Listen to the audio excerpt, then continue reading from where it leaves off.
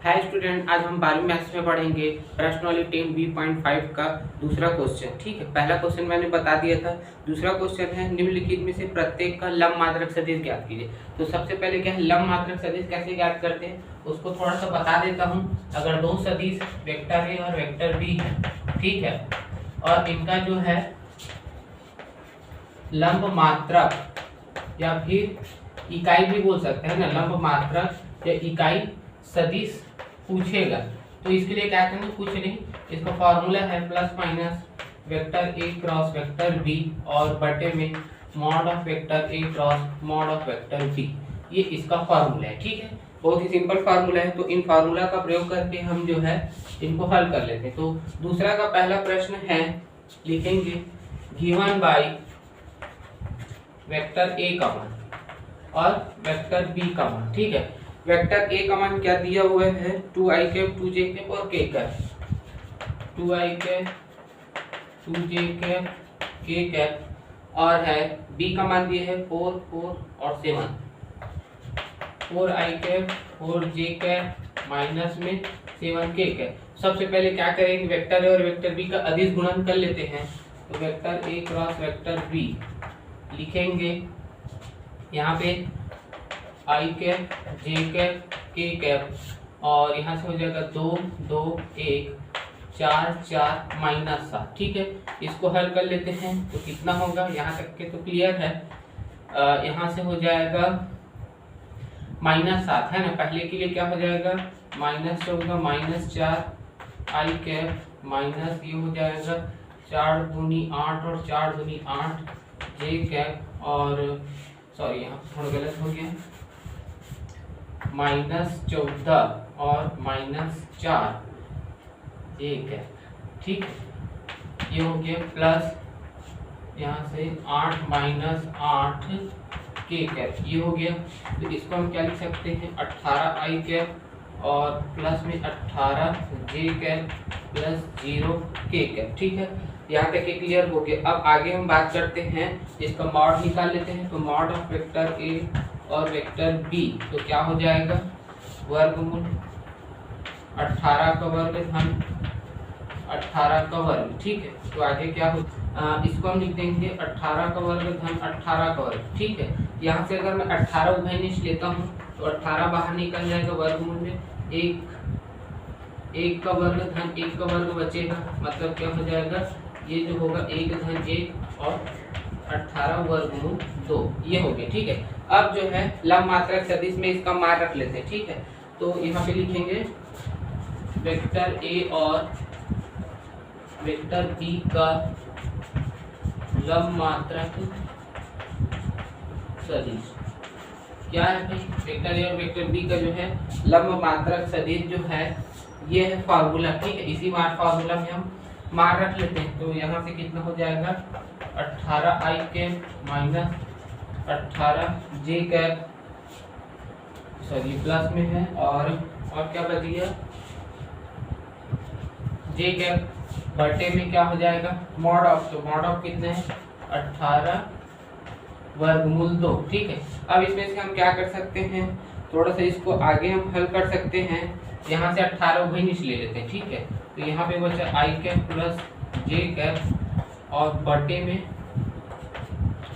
18 वर्गमूल 2, ये और ये कट जाएगा और यहाँ पे मिलेगा हमें आई कैप प्लस जे कैप बटे में वर्गमूल 2, ये इसका आंसर हो जाएगा। ठीक है, ऐसा समझ में इसको देख लेना। इसके बाद हम आगे बढ़ते हैं, बाकी प्रश्न आप इसी प्रकार से बनाइएगा। मैं आगे बढ़ता हूँ प्रश्न क्रमांक 3 में। ठीक है, प्रश्न क्रमांक 3 में क्या दिया है, यदि वेक्टर ए वेक्टर बी हैं तो सिद्ध कीजिए कि ए क्रॉस बी सदिश जो है दोनों सदिशों के लंबवत हैं। ठीक है, तो इसके लिए क्या करेंगे, सिंपल कार्य है।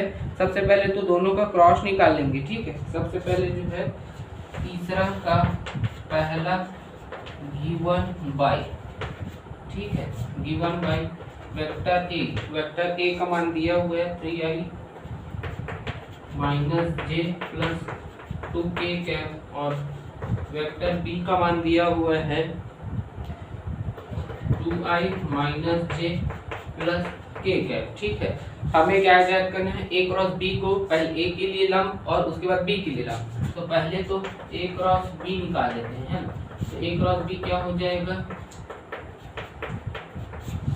कितना हो गया 3 माइनस 1 2 2 माइनस 1 और 1। ठीक है, यहाँ तक क्लियर हो गया। इसको आगे हल करेंगे तो हमें कितना मिलेगा, इसके लिए होगा पहले इसका इसके साथ गुणा करेंगे -1 और क्या हो जाएगा +2 आई के प्लस 3 सॉरी यहाँ पे माइनस होगा 3 और 2 गुना 4 जे कैप प्लस के के लिए क्या हो जाएगा -3 और +2 -3 +2 के कैप। ठीक है, अब आगे इसको हल कर लेते हैं। इसका आंसर आएगा आई कैप, इसका आंसर होगा जे कैप और उसका आंसर होगा -के कैप। ठीक है, यहाँ तक के क्लियर हो गया। अब आगे काम करना क्या है, अब जो है अगर vector A dot A cross B करते हैं और उसका आंसर अगर 0 आ जाएगा तो हम बोलेंगे कि वेक्टर ए जो है ए क्रॉस बी का क्या होगा, लंब होगा। ठीक है, लंबवत होगा।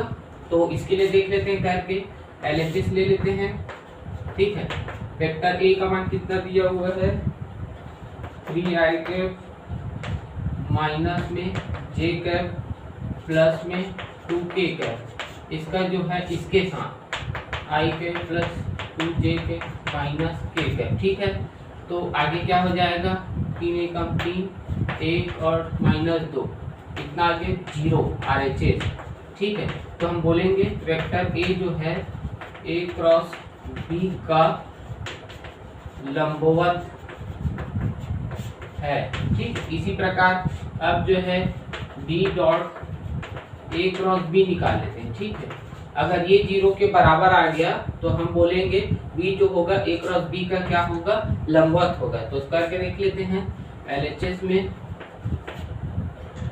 में बी का मान पहले रखते हैं। बी का मान है हमारा 2i cap 2j cap minus j cap plus k cap, यहाँ से आई कैप जे कैप के कैप। ठीक है, ये हो गया। इनको हल करते हैं 2 एकम 2 1 और 1। ठीक है, तो कितना हो जाएगा 0। ठीक है, आया समझ में, ये हो गया RHS। तो हम बोलेंगे वेक्टर बी जो है ए क्रॉस बी का क्या है, लंबवत है। ठीक है, आया समझ में। इस प्रकार से आप बना लेना। आगे बढ़ते हैं। अब देखिए आगे बढ़ते हैं। अब हम प्रश्न क्रमांक 4 का पहला देखेंगे। प्रश्न क्रमांक 4 का पहला है, सिद्ध कीजिए कि 2 सदिश दे दिए, प्रत्येक पर लंब मात्रक सदिश का मान दे दिया है तथा इनके बीच के कोण का ज्या को निकालना है। ठीक है, तो इसके लिए क्या करेंगे, सबसे पहले लिखेंगे v1 बाई वेक्टर ए और वेक्टर बी का मान। ठीक है, वेक्टर ए का मान दिया है प्रश्न क्रमांक 4 में 3i कैप प्लस जे कैप प्लस 2k कैप। ठीक है, और उसके बाद दिए है 2i cap 2j cap minus में 2j cap plus 4k cap. यहाँ तक हो गया। अब जो है इसमें हमें क्या ज्ञात करना है, इसका लंब मात्रक सदिश, जैसे भी प्रश्न क्रमांक 3 में हमने प्रश्न क्रमांक 2 में किया था, और उनका साइन थीटा निकालना है। तो इसके लिए हम क्या करेंगे, सबसे पहले तो हम vector A cross vector B निकालते हैं। तो vector A cross vector B के लिए क्या हो जाएगा, आई कैप जे कैप के कैप 3 1 2 और 2 -2 4, ये हो गया।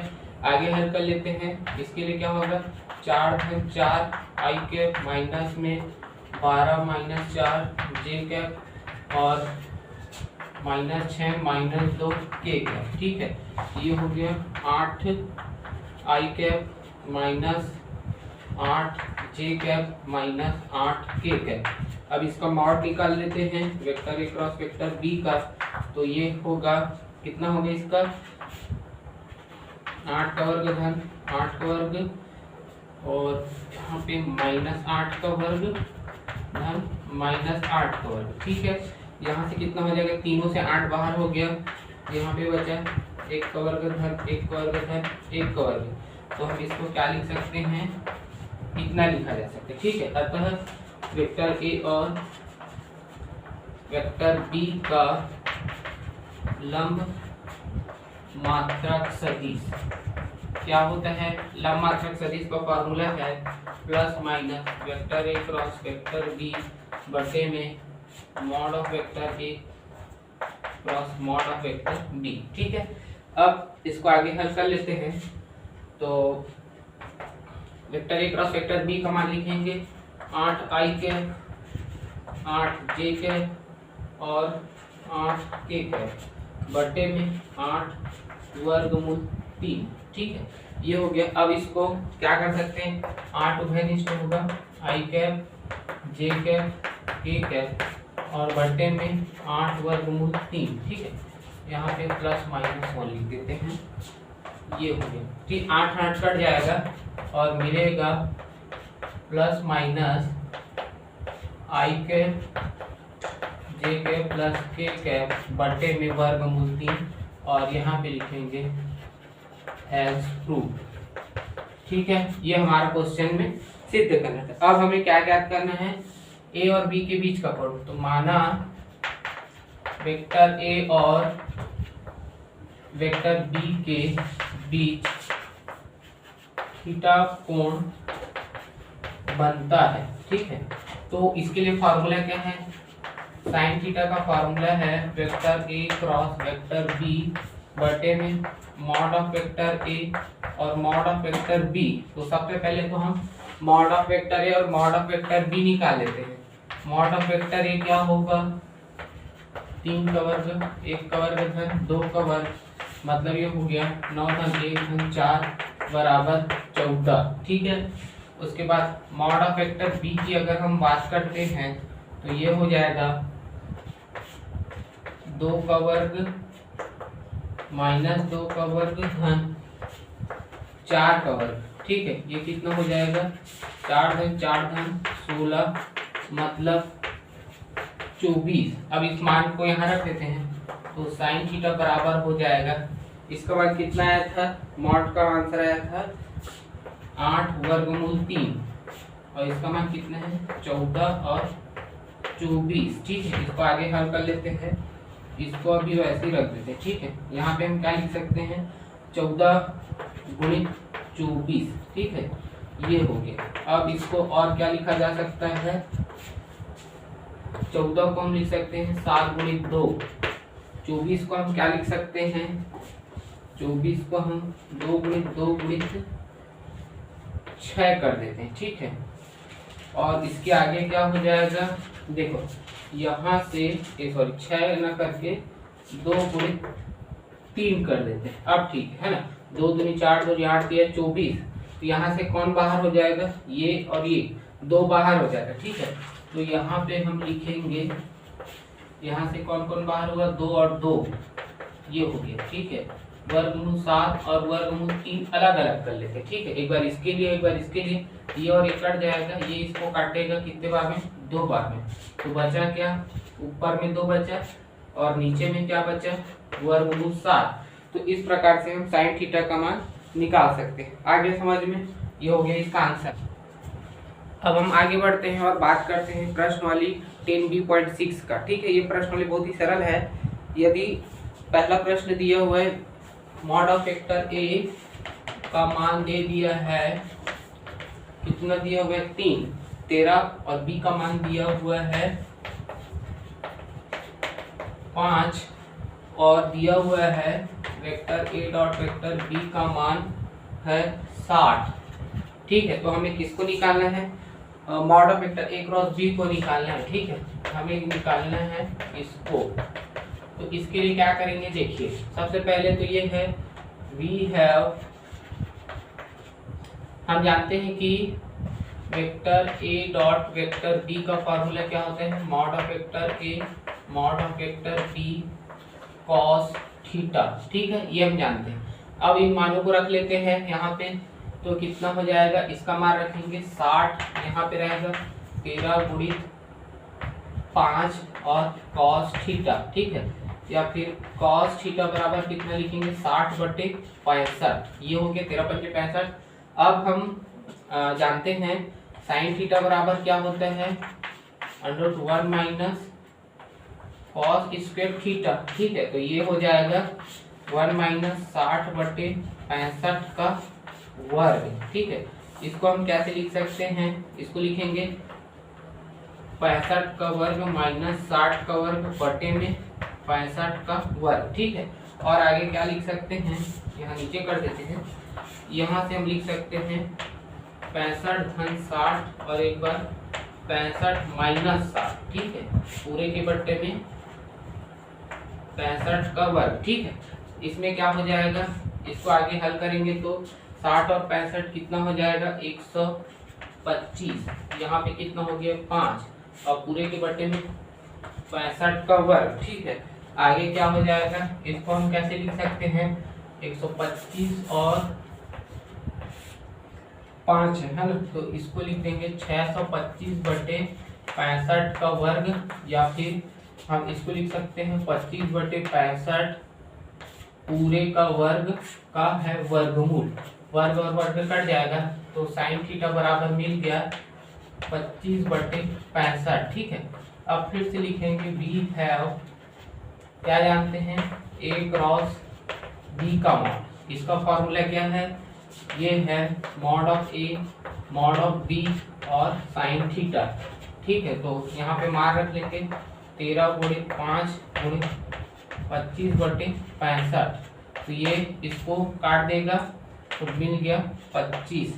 तो ये किसका मान है, a क्रॉस b के मॉड का, और यही हमको निकालना था, ठीक है। इसी प्रकार आप बाकी बनाइए। हम बात करते हैं प्रश्न क्रमांक दूसरा। प्रश्न क्रमांक दूसरा में क्या है, a क्रॉस b पूरे का वर्ग बराबर में हमें सिद्ध करना है vector a dot vector a vector a dot vector b, but यहाँ पे क्या है vector b dot vector a और वेक्टर b वेक्टर b, ये हमें सिद्ध करना, ठीक है।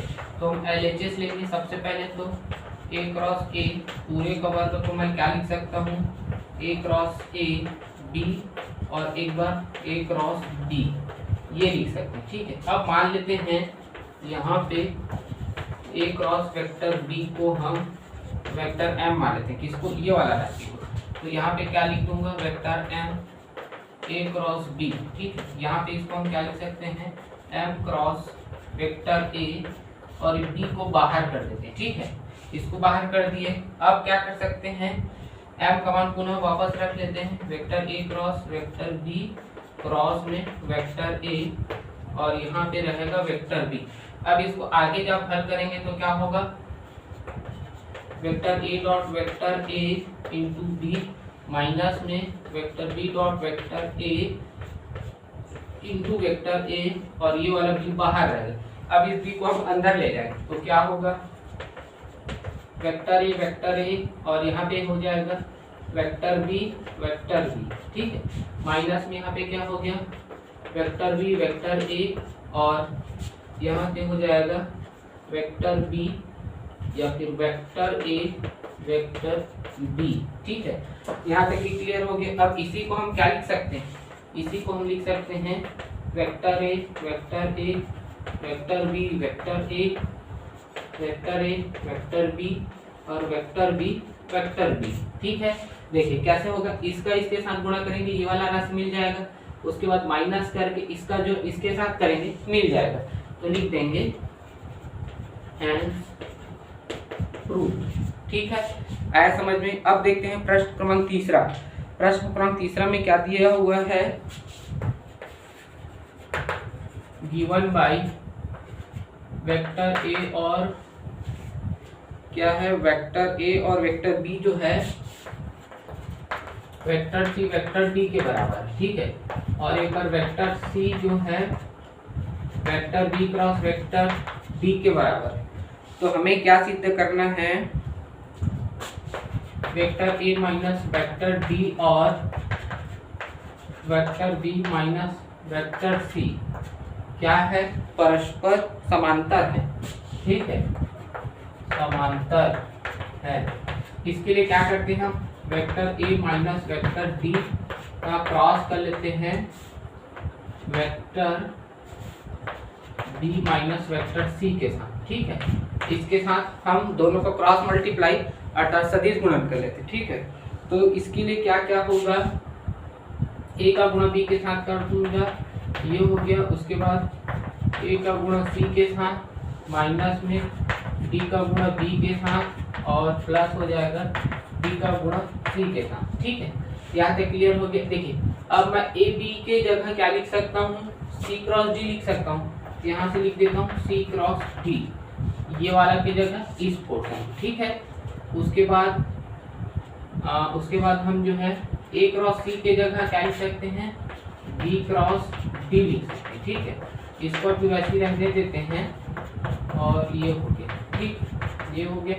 अब देखिए आगे ये हो गया सी क्रॉस डी और यहाँ से बी क्रॉस डी। ठीक है, अब देखिए यहाँ से मैं बी को सामने और डी को पीछे करूँगा तो minus vector B dot vector D ऐसा लिख सकते हैं, ये हो गया।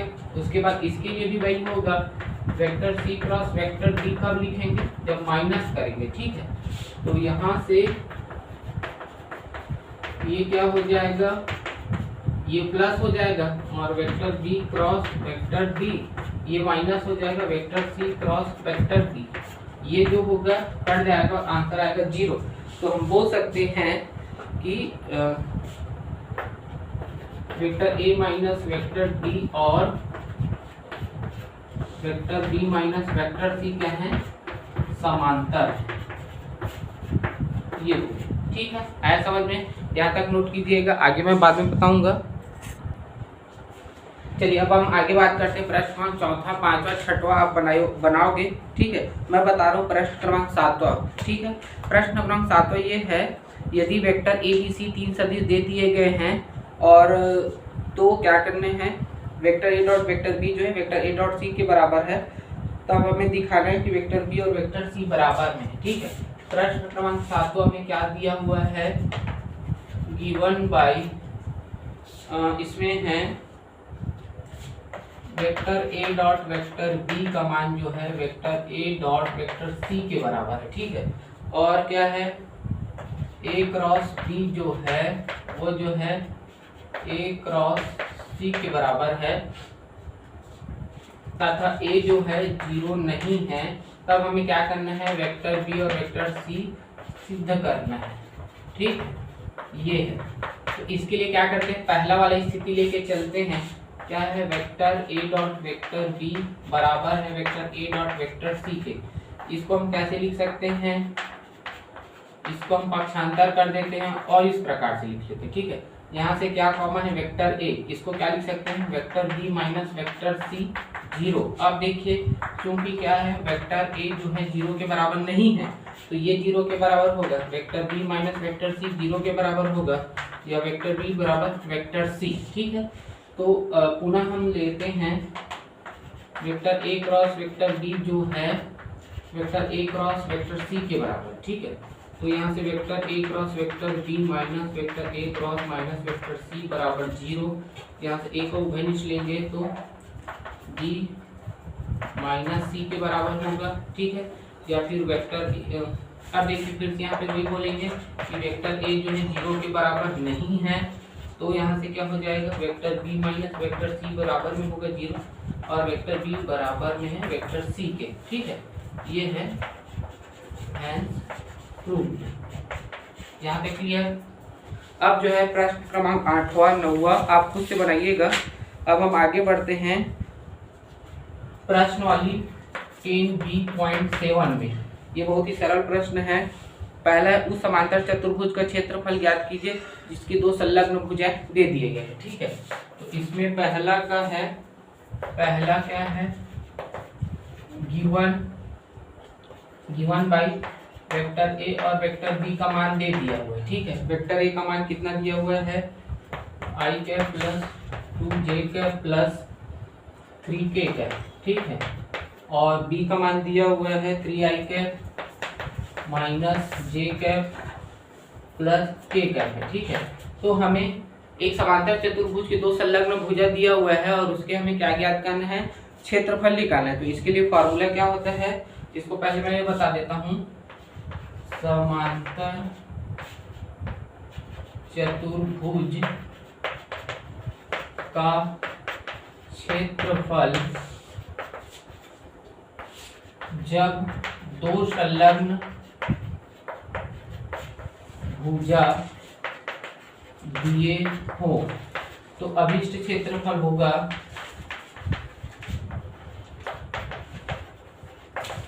इसका क्षेत्रफल होता है a क्रॉस b का मॉड। ठीक है, तो इतना काम आप आसानी से कर सकते हैं। तो इसके लिए क्या हो जाएगा, पहले तो हम vector a cross vector b निकालेंगे।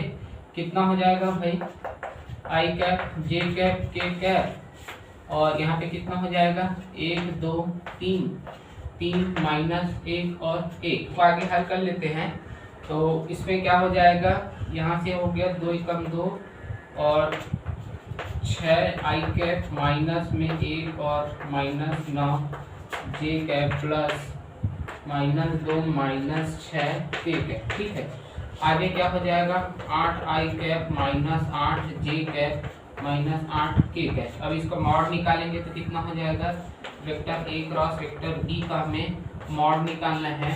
ये हो जाएगा 8 का वर्ग धन माइनस 8 का वर्ग धन माइनस 8 का वर्ग। इसको हम क्या लिख सकते हैं, 8 वर्ग 3 लिख सकते हैं, और ये इसका आंसर हो जाएगा। ठीक है, आया समझ में। तो इस प्रकार से आप इसको बना सकते हो। आगे बढ़ते हैं हम, अब है इसका जो है, आगे बढ़ते हैं प्रश्न क्रमांक दूसरा। प्रश्न क्रमांक दूसरा का पहला देखिए। ठीक है, प्रश्न क्रमांक दूसरा का पहला ये है कि किसी चतुर्भुज के विकर्ण दे दिए गए हैं तो सिद्ध कीजिए उसका क्षेत्रफल। ठीक है, तो इसमें बताएंगे चतुर्भुज के विकर्ण दिए हो तो उसका जो क्षेत्रफल होता है, उसका क्षेत्रफल का जो फार्मूला है उसको मैं बता देता हूँ। ये कैसे होगा, जैसे कि एक हमारा चतुर्भुज है। ठीक है, और उसके दो विकर्ण हैं ए बी सी और एक डी है। ये पहला विकर्ण D1 और ये दूसरा विकर्ण है D2। तो चतुर्भुज का क्षेत्रफल जो होगा, चतुर्भुज ABCD का क्षेत्रफल का जो फार्मूला है वो है 1/2 D1 क्रॉस D2। ठीक है, तो आप इसमें क्या करोगे, D1 और D2 का मान दे दिया गया है, पहला और दूसरा विकर्ण, यहाँ पे फार्मूला मान रखोगे और इसका आंसर ले आओगे। ठीक है, इसको आप खुद से कर लेना।